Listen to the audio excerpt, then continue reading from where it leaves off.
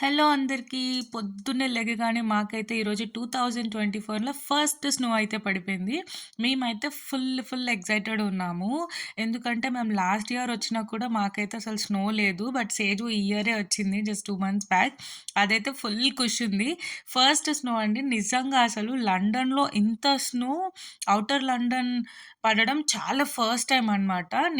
నేనొచ్చి 1 ½ year అవుతుంది. But నాకెప్పుడు experience లేదు. But usage వచ్చేటప్పుడే అడిగిందనమాట. నాకు స్నో ఎక్స్‌పీరియన్స్ కావాలి అని.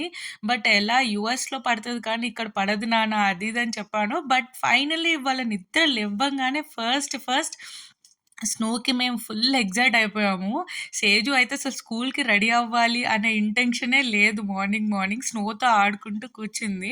ఇంకా మా హస్బెండ్‌కి కళ్యాణ్ గారికి షిఫ్ట్ టైమ్ అయిపోతుంది. ఆయన ఫుల్ మాకు ఫోటోస్ తీసి, వీడియోస్ తీసి బస్ టైమ్ అయిపోతుంది అని చెప్పేసి ఆయన కంగారులో నేనెళ్ళిపోతున్నాను అనుకోని ఎళ్ళిపోయారు. బట్ సేజు అయితే అస్సలు ఆగట్లేదు. స్నోని బాల్స్‌లా చేసేయడం. అమ్మో! నాకు చలేస్తుంది. నేను గ్లౌజెస్ ఏసుకుంటాను అనుకోని గ్లౌస్ ఏసుకోవడము.